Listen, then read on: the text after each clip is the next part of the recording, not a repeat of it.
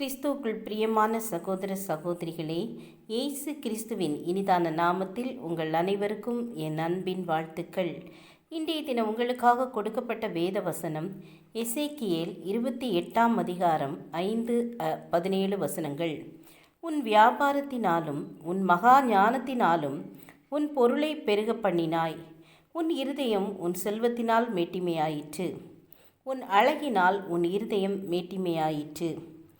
ஒரு பெரிய யானை ஒன்று இந்த காட்டிலே இருக்கின்ற எல்லா விலங்குகளையும் விட தன்னுடைய உருவம்தான் பெரியது. எனவே நான் தான் பெரியவன் என்று நினைத்து கடவுள் தனக்கு கொடுத்தது பெரிய உருவம் என்பதை அது மறந்து போனது. தன் உருவத்தை பார்த்து மேட்டிமை கொண்டது. எனவே அது சிறு மிருகங்களை மதிப்பதில்லை. ஒரு நாள் காட்டிலே மரத்திலே அமர்ந்திருந்த கிளியை பார்த்து, ஏ கிளியே, நான் வந்தவுடனே எனக்கு ஏன் நீ வணக்கம் சொல்லவில்லை என்று கேட்டது. கிளி யானையை பார்த்து, நான் ஏன் உனக்கு வணக்கம் போட வேண்டும்? உனக்கெல்லாம் வணக்கம் போட முடியாது என்று சொன்னது. இதை கேட்ட யானைக்கு கோபம் வந்து கிளி இருந்த மரத்தையே பிடுங்கி போட்டது. கிளி கவலையுடன் பறந்து சென்றது. அடுத்த நாள் யானை காட்டுக்குள் செல்லும் வழியில் ஒரு எறும்பு சுறுசுறுப்பாக தன் உணவை சேகரித்து வைத்து கொண்டிருந்தது. இந்த எறும்பை பார்த்து யானை சொன்னது, ஏ எறும்பே, இவ்வளோ பெரிய உருவம், உன் அருகில் கடந்து செல்கின்றேன். என்னை நீ கண்டும் காணாதது போல் இருக்கின்றாய். எனக்கு வணக்கம் சொல்லவில்லையே என்றது. எறும்பு யானையை பார்த்து, எனக்கு வேலை அதிகமாக இருக்கிறது. நான் பக்கத்தில் யார் போறா யார் வர்றா என்பதையெல்லாம் பார்த்து கொண்டிருக்க முடியாது என்றது. இதை கேட்ட யானைக்கு கோபம் வந்தது. தன் காலால் எறும்பை மிதிக்க முயன்றது. அப்போது எறும்பு யானையின் காலில் ஏறி அதன் காதிற்கு சென்றது. காதின் உள்ளே சென்று குடைச்சலை கொடுத்து கடித்து வைத்தது.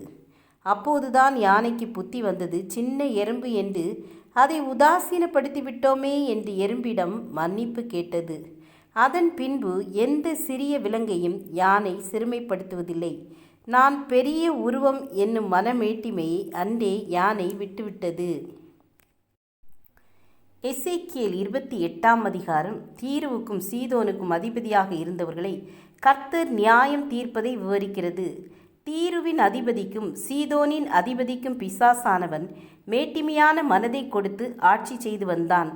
ஆட்சி செய்கிறவர்கள் தங்கள் இருதயத்திலே மேட்டிமை கொண்டு தங்களையே தேவன் என்று தங்கள் இருதயத்தில் சொல்லிக் கொண்டார்கள்.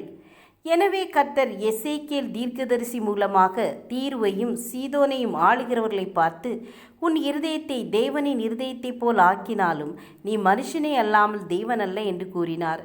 பெரிய ராஜ்யம், பெரிய வர்த்தக மையம், பெரிய அரசியல் இருந்ததை பார்த்து மேட்டிமை அடைய பிசாசானவன் அவர்கள் இருதயத்தை ஏவினான். கர்த்தர் அவர்களுக்கு கொடுத்த ஸ்லாக்கியத்தை மறந்து போனார்கள். இன்று நாம் கர்த்தர் நமக்கு கொடுத்த கிருபையான ஆசீர்வாதங்களை கண்டு கர்த்தருக்கு நன்றி செலுத்த வேண்டும் என்று விரும்புகின்றார். நமக்கு இருக்கின்ற ஆஸ்தி, வேலை, அதிகாரங்கள் கர்த்தர் கொடுத்த ஸ்லாக்கியமாய் இருக்கிறது. அதை நினைத்து மேட்டிமையை உதறி தள்ளுவோம், தாழ்மை அடைவோம். ஜெபம் செய்வோம். கிருபையும் இரக்கம் நிறைந்த கர்த்தாவே, இந்த புதிய நாளுக்காக உம்மை ஸ்தோத்தரிக்கிறோம். அழகு, மாயை, பொருட்களினாலாவது செல்வத்தினாலாவது மனமேட்டிமை வராமல் காத்துக்கொள்ளுங்க.